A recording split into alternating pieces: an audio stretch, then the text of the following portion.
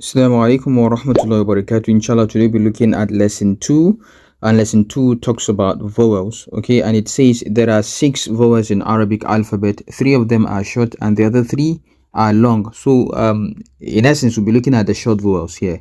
As you can see, short vowels, and the short vowels, it consists of fatha, kasra, and damma. So, we'll be looking at fatha, just fatha today, and this is just a summary of the live we did for those who missed the live class. When it comes to fatha, you would see it is represented as a, which is a small a. Okay, a. And then how do you link fatha and these alphabets? Okay, it's very simple. You take the very first letter of the alphabet, then you add a to it. For example, look at them here, the very first letter. So when it comes to letters that has H in them, okay, you wouldn't take the very first one. You take both the first and the second because it has H, and this H gives you the difference in pronunciation. For example, if I should take only ta, this is tha, okay, tha. If I should take the T, then I'll be pronouncing this, because at the end of the day it will be T-A, which means I'm pronouncing just this. But if I take the H, the words like this, T-H-A, it means I'm pronouncing something else. I'm pronouncing the letter tha, okay, tha, tha. So that's why it's important. And when you go back, for example, when we go back, we would see it here. There are letters with H in them. For example, this first one, then we have another one here, we have another one here, we have another, and also we have another. Is there any other? I don't think so. These letters, you'd have to take the two. You don't take just the very first letters like this. You have to take the two. Okay, when it comes to them, you have to take the two.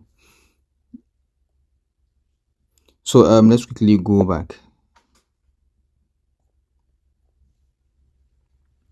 So this is how you pronounce them. You take the first letter, then you add a to it. You add a to it. Then you'd pronounce the letter with fatha properly. Then when it comes to letters that has H in them, okay, then you would have to pick the first letter, then the H. Okay, so let's quickly do them. And as you can see, the example they gave here, in fact, they took jim, okay, and they took the very first letter of jim and they added a to it. It gives you what? Ja. It gives you ja. And also ba, the same thing, the first letter of ba and then a, it gives you ba. This way would be easier for us to understand. So let's start. Let's take this out first. Here we have alif fatha, it gives you a. Alif fatha, a. Ba fatha, ba. Ta fatha, ta. Like I said, don't always look at the transliteration, okay? Just listen to the pronunciation, and then inshallah you'll be good to go. Then tha fatha, tha. Tha fatha, tha. Remember, when pronouncing this, you'd have to place your tongue in between your teeth, okay? Then you pronounce jim fatha, ja. Ha, as if you're breathing. Ha fatha, ha. Kha fatha, kha. Kha. Remember, when we treated all letters, I said all letters remain all in fatha, and this is the reason why we said it is important we know about these letters. We identify these letters, we know these letters, so when we get to lesson 2, it will be easy for us, inshallah. So this is the first one, kha. So kha fatha, kha ordinarily is meant to be a, which is kha, but then it is wrong. It's the wrong pronunciation, okay? It remains kha. Okay, so dal fatha, da. Dhal fatha, dha. Dha. Remember also this, you place your tongue in between your teeth, then you pronounce ra fatha, ra. Ra fatha, ra, it remains a in fatha. Za fatha, za. Okay, sin fatha, sa. Sin fatha, sa. Shin fatha, sha. Shin fatha, sha. Sad fatha, sa. Sad fatha, sa. Dad fatha, da. Dad fatha, da. Ta fatha, ta, it remains a. Ta fatha, ta. Za fatha, za. Ayin fatha, a. Ayin fatha, a. So when you look at this, for example, and also you look at this, for example, if you don't know how to pronounce or how to differentiate them, remember these are considered twin letters. Okay, look at the spelling here.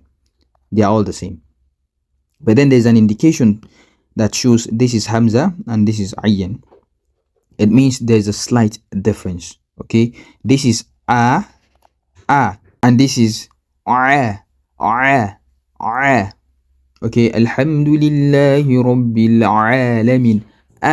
Alhamdu, because it is Hamza, it is Alif. Alhamdu, you don't say Alhamdu, okay, it is wrong. Alhamdu, then this is Rabbil Alamin, Alamin, okay. Another example is An'amta, this is an, then Amta, okay. So these are the things we should know. And inshallah, after we treat fatha, kasra and dhamma, that's when we'll go back to twin letters. Okay, we'll look at it again and again and again until we know the difference in pronouncing these letters. So let's move on.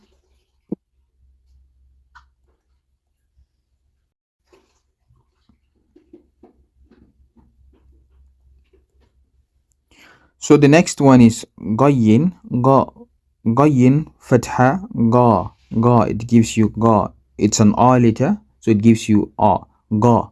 Fa fatha, fa fatha, fa. Qaf fatha, qa. Qa fatha, qa.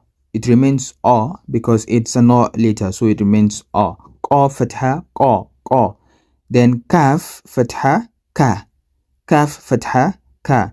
Lam fatha, la. Lam fatha, la. Mim fatha, ma. Mim fatha, ma. Nun fatha, na. Nun fatha, na. Waw fatha, wa. Waw fatha, wa. Then this is aha fatha, aha. Either of these, it is correct. Okay, sometimes you see it like this in the Quran, also you see it like this in the Quran. It depends on the location where it comes. Then the next is Hamza fatha, a. Hamza fatha, a. Remember, Hamza and Alif are the same. Okay, the same pronunciation. Then Ya fatha, ya. And the last Ya fatha, ya. So try to look at this again and again and practice it. Inshallah, the next class we'll be looking at Kasra, which is still part of lesson 2, inshallah. With this, I say assalamu alaikum wa rahmatullahi wa barakatuh.